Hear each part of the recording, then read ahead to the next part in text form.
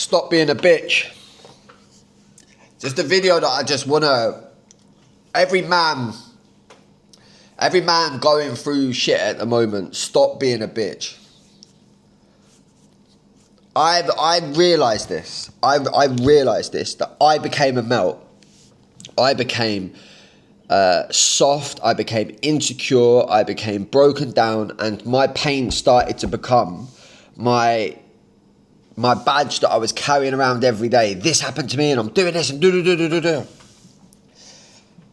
When you are depressed, when you are down, when you have thoughts to end your life, there's two phases to get out of this. Phase number one is feel every single negative emotion that comes to you. To cry your eyes out, to tell your friends that you're struggling, to tell your parents that you're struggling, to tell your loved ones that you're struggling, and have support around you. That's the first phase. The first phase is to sleep. The first phase is to cry. The first phase is to make sure that you just give yourself exactly what you need in that moment. Now, maybe you've lost someone, maybe you're heartbroken, maybe everything has fallen apart. Do not try and do everything in 1 week. I'm going to climb this mountain and I'm going to achieve all of these things. No, you will break. The best thing that ever happened to me was going from putting a bed sheet around my neck, writing a suicide letter to my parents, and actually only over 2 years just not getting everything that I was trying to achieve.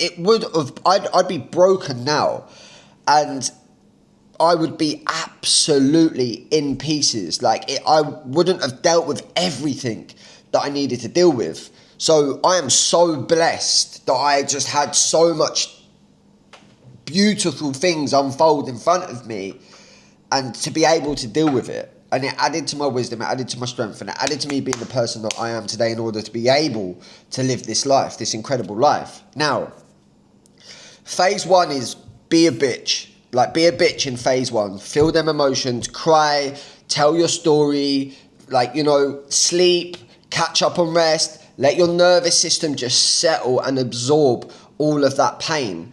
But you need to make sure that when the time is right, when the time is right, you then start to claw your way out of it in another phase. This is like a rebuild and a rebrand. When you're going through hardship, go to the gym. I would go to the gym, cry my eyes out. I would drive home anxious, no appetite, and then I would just get some steps in, and then I would just go and give myself what I needed, whether it's to watch a film, whether it was to go to bed, whatever it was, I gave myself that.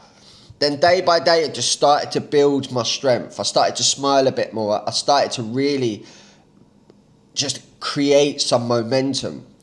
When you try and do too much too soon, you will burn and you will break. You're not at mental capacity to be able to do it. The second phase is the rebrand. The second phase is where you start to recreate who you are as a human. But you have to get out of that bitch mode. We sometimes try and build our life but carry that bitch mode around with us, and we can't do it. We can't keep telling our story. We can't keep affirming that life is shit and it's not where we want it to go. We can't keep doing that. We have to surrender our plans and our problems to God and just be like, take over, but day by day I'm just going to walk in the path. I'm going to do my best every single day, and I'm going to rebrand as a human being. Change your hair, change your beard, get into shape, change the way that you speak, change your clothes. You have to deteriorate the old version of you that has already been broken down through pain and through trauma and through betrayal, through heartbreak, through finances, whatever it is. You have to break down from that person and let it go. Let all of your past just go with so much surrender and faith that everything is going to be okay. And then you have to start taking the steps on a daily basis to become a better version of yourself. But you can only step into that life when you stop being a bitch. I say this as if I do a video to me. All of my videos are pretty much me talking to me. I became soft, I became insecure, I became worried, I became scared, I became so full of fear. Because although I had changed my life, I still kept my problems as this badge that I was carrying around, and it just installed so much fear in me, and it was horrible. Until one day I just woke up and it was like, stop being a melt. Gladiators would go to war at 20, 21, invade other countries. Like, what on earth are we doing carrying around this fear, this anxiety, this worry?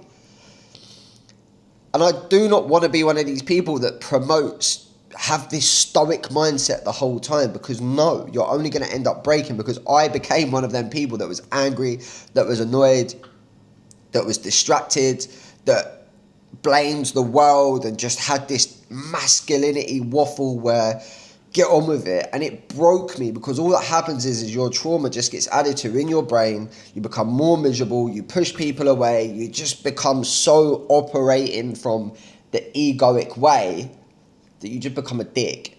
So that's why I said phase one is break, cry, like feel your emotions, do everything you need to do. But then there comes a day where you go, right, the rebrand and the rebuild begins. Bruce Wayne became Batman.